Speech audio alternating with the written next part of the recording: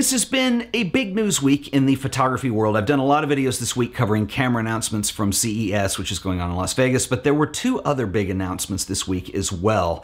And I did a call for Q&A on the Facebook page, and I had a lot of responses, and a lot of them geared around these two news items. And so that's what I want to start with today.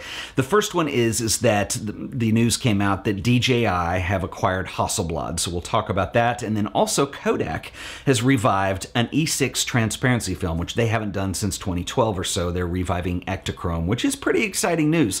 So I want to talk about that, so let's dive in right now. Brian York Anderson writes, if you had to speculate, what do you think the longer-term reason for DJI to acquire Hasselblad would be? Okay, I want to start by stating that if it's not obvious, that I personally do not have any corporate level experience with mergers or acquisitions, and so what I'm going to say are simply my opinions on this. And I also think it's worth noting that this is not an official news item. This is a rumor that's broken on several of the big photography websites. It probably has happened, but there has been no official statement from Hasselblad or DJI on the matter. Hasselblad are a brand name, much like Polaroid, Voigtlander, Kodak, Nikon, Canon, all the others. And what you need to understand about brands is that sometimes they are bought and sold by other entities. And so I think, a perfect example of this is Voigtlander, which was a revived brand in the early 2000s that were doing rangefinders, and they still make lenses today, but it's not the original Voigtlander company. It's a brand that's been purchased. We've seen this with Kodak and Polaroid, and truth be known that Hasselblad has been owned by several entities and are pretty disconnected from the original group, at least World War II-ish era. And so what has happened is DJI actually in 2015 were part of a group that owned a financial stake in what Hasselblad were doing. So I'm excited about this because I think DJI are very much of our time. They've been very successful and they figured out how to make a drone business work really well. And so what you could probably expect to see as a result of them acquiring Hasselblad is probably one of several different scenarios. Either number one, everything goes on as usual and you don't notice a difference. Hasselblad is still Hasselblad, DJI are still DJI. Now DJI do have deep pockets, and so they can provide funding for cameras and things and that is probably what is desirable about that merger. So that is one scenario. I think another scenario that's possible is now DJI have access to Hasselblad's imaging technology, and so maybe what we do is we see some of that brought over into what DJI are doing with drones, and we get better image quality with aerial imaging. Not just that, but even the DJI Osmo and some of the other things that they're innovating with. And so that's a possibility as well. It may be a little further fetched, but maybe they change up Hasselblad's business model and they try to release cameras, whether they're medium format or not, I don't know, but that compete in the Sony, Canon, Nikon, Panasonic group. I really don't know, and I wish I knew more about it, but I am excited about it because DJI have proven that they can be successful. Hasselblad is a very well-respected name in a long history of professional imaging. I still have my old film Hasselblads that I love. I don't expect that they'll be making film cameras anytime soon, but anyway, I think it's interesting, and I think that's probably what we can expect to see as a result. David Huang writes, what do you think of Kodak bringing back Ektachrome, and is this a sign that the market is growing enough that new or discontinued film types will be coming back if this continues? I think this is a really interesting news item as well, and as many of you know who have followed my show over the years, I am a big film nerd. I love analog photography, and of course I am fully supportive of any idea of bringing film back or doing new film or whatever that is. And Kodak, this is what's interesting. They have expressed over the last year, maybe a little more, a desire to bring this back and make it work. Now, there is a market for film. There are a lot of people who shoot film. It's had a revival over the years. But the big companies that historically have produced film have to learn how to do it in a new way to meet the new market. So in other words, back in the day, you'd have photography studios that would buy Ektachrome in bulk or Kodachrome in bulk or whatever it was, and they'd buy cases of it and they'd spend a lot of money. And so that's one way of producing it. Now it's people who are into film because of the look, they like the process of it, but they're not buying in bulk necessarily to fulfill the demand of a photography studio. What they're doing is they're buying it to experiment. So so it's one-offs and things like that, which is not bad, but I think Kodak are really serious about trying to find a way to make this work. The thing that's weird about this to me is that Kodak last year at CES, so a year ago, and I did a video on this, they announced this idea to do an 8mm movie camera. And they had a system in place where you would be able to ship your film. You would actually buy it as a package, so for whatever the price was, they would send you your film in the mail, you would shoot it on your camera. They were going to sell cameras as well, and then what you would do is already included in the prices. You would send it back for processing. Kodak would scan it, and you would get a digital file of your movie as well. And so I think Kodak realized that they need something, whether it's that process or whatever that is, to bridge that. Because if you've ever shot 8mm film, it's considerably more involved to produce movies like that, and considerably more expensive when you're actually burning film. It just is not very cost efficient. And so they need some way to make it to where people are encouraged to do that. It makes the process very easy. The other thing is when you're competing in the digital landscape, and I know that those of you who shoot film are very hardcore about that, and I think that's wonderful. But there is, with digital imaging, an immediacy,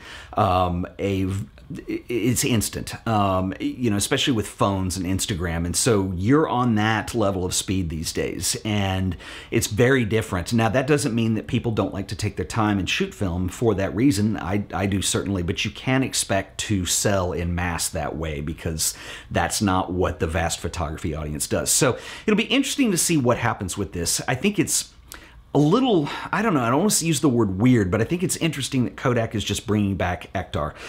Why didn't they introduce a couple different E6s? It seems like they're just kind of feeling out and testing the waters. And the other thing that concerns me about it and makes me think that they're feeling out and testing the waters is that they announced that 8mm camera a year ago, and they've just announced Ektachrome, but it won't be available until Q4 of 2017. So that's almost a year away still. And that's normally not what people do at the Consumer Electronics Show. When you have a camera company or a TV company or whatever technology you're selling, usually it's the announcement followed by pre-orders, and within a month things are shipping. And so Kodak is really taking their time with this. So it'll be interesting to see what happens. I love Kodak. I love film. I think it's exciting, but my fingers are crossed. We'll see when it comes out, I suppose. The next three questions deal more with creative thinking and how to deal with burnout and that side of things, but they're going to segue into something that I want to talk about at the end of this video, so let's dive in. What's the best way to keep a creative flow within your daily routine? Sometimes it's hard to be continuously creative day in and day out. This is an excellent question, and it's something that, I mean, the reality of it is that creativity requires a lot of energy. I had a really interesting conversation with my sister a few years ago. She's a graphic designer, and we were talking about the idea of being creative, especially if you're working in the creative business. And it is something that is very demanding emotionally, sometimes physically, and it can be draining. And it's easy for people to burn out, particularly if you're doing it for a living. And so there's a couple things that I've found that I think you need to have in place to fuel that. These work for me, but one is inspiration. And sometimes when you get busy with deadlines and you're working a lot, you're not spending time reading, watching movies, listening to music, looking at other photography, all the things that inspire us and excite us to come back at it the next day full force. There's other things too that I think play into it too. One, your physical health is very important. And I keep bringing this back to sometimes when you have deadlines and for me, that's usually when I tend to start feeling the most burnout, is when you're in heavy production mode and you're working very hard at something, and trying to recharge and keep that going is very difficult. So this probably goes without saying, but making sure you're eating right, making sure you're getting a little bit of exercise sometimes, making sure you're sleeping at night. Those are things that are really important, because if you, I can't remember who said this, but it's one of my favorite quotes, you have to take care of the asset. The asset is you, and this is a football term, so they think of the asset as the football. You got to protect the asset. In creative terms, your mind is the asset and your physical being are the asset, and those are the most important things. And so sometimes I think it's a matter of that. Don't be afraid to take a break. Look at your life. Are you getting enough rest? Are you eating right? Are you getting exercise? And are you taking the time to find things that are inspiring? Go to a museum once in a while. Go hear a concert. Go do things that inspire you and reinvigorate you, even if they're not photography related, and we're going to come back to that in a second. I take pictures for a living, but that takes away most of my creative drive and depletes my motivation batteries.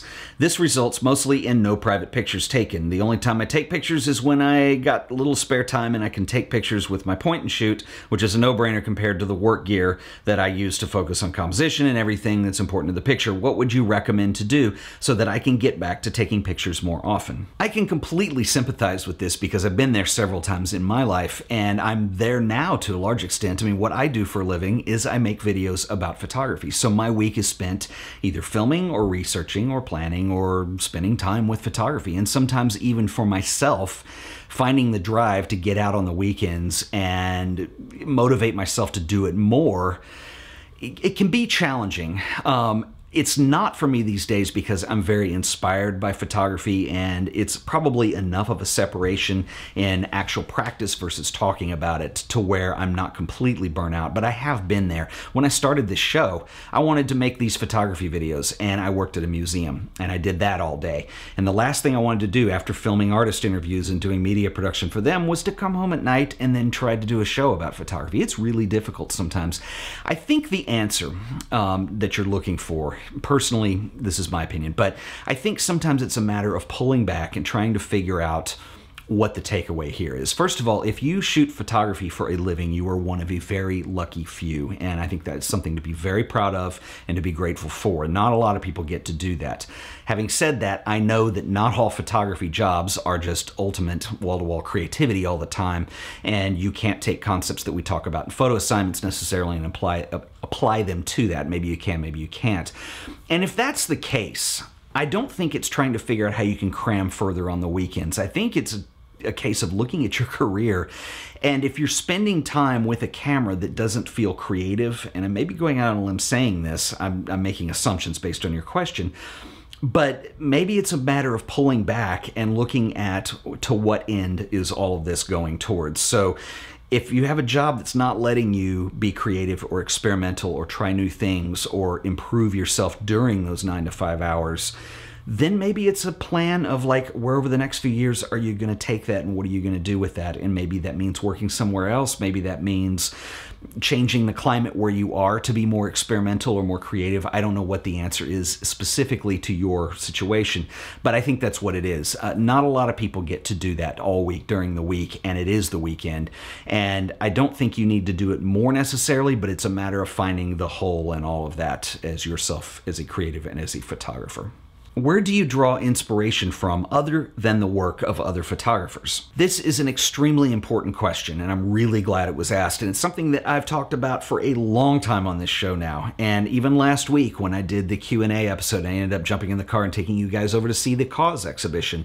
That was important because it's important to get outside of photography sometimes if you want to really grow creatively. And that's not a slam against photography. I am enormously passionate about photography, but it has a way of closing itself off from the rest of the world sometimes, and I think more so than other mediums. I think everybody has this issue sometimes, and whatever you've chosen to do, you're serious about it, you are gung-ho, you're trying to do something with it, and so you stay within that zone too much, and you don't allow things to influence you from outside, and I think you're missing out on something that's much larger. For me personally, music is enormously inspiring. The reason I think that is because music is largely abstract.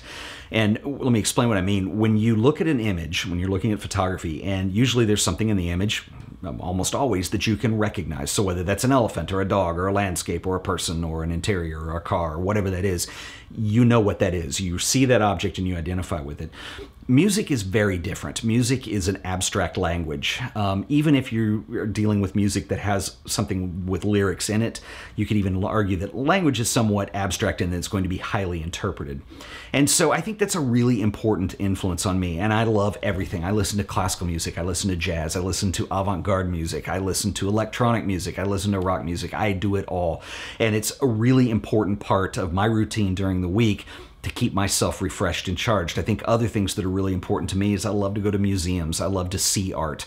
I love to see things that are not photography because they're going to give me ideas and show me things that maybe a photographer wouldn't think of. And somehow maybe I don't know what that is at first, but over time something might click and I might find a way to bring that into photography. And that's really important. reading, watching movies, Netflix, all these things I find inspiration in everything. And I think that's really important, I think, to be holistically creative, for lack of a better term. I know that's kind of cheesy, but it really is important. This leads me to what I want to talk about before I end this video here. I've had people ask a lot of these kinds of questions lately, and getting outside of photography is a little wild for a photography channel to do. But typically I don't do videos on the weekends. And one thing that I want to try, because I want to hold myself a little bit more accountable to experiencing other things, exactly like the question you asked, is I want to start on Sundays filming something where we just draw creative inspiration, and maybe it doesn't include photography at all, and it includes things like music, and it includes museum visits, and it includes whatever that is. I'd be interested to hear your opinion on this, and if you think this is something that might be helpful or interesting or useful. I'm not going to start it this weekend because I kind of need to think it through a little more, but I'm thinking the next weekend I'll probably start it up, and this is something that I'm really interested in doing, and I think it would bring a new thing to this show that we haven't had a lot of. The rest of the shows will all be photography based, but finding something that reaches outside that a little bit. And I actually got that idea when I did the show and went to cause on that. And I was really worried that that video would not do very well because it was non-photography related. And I was very surprised that most people were really interested in that and inspired by it. So let me know what you guys think in the comments. If you enjoyed this video, please remember to like it, share it, and subscribe to The Art of Photography so you'll always be up to date on all the latest and greatest. This has kind of been a rambling Q&A. Hope it was useful. I'll catch you guys in the next video. Until then, later.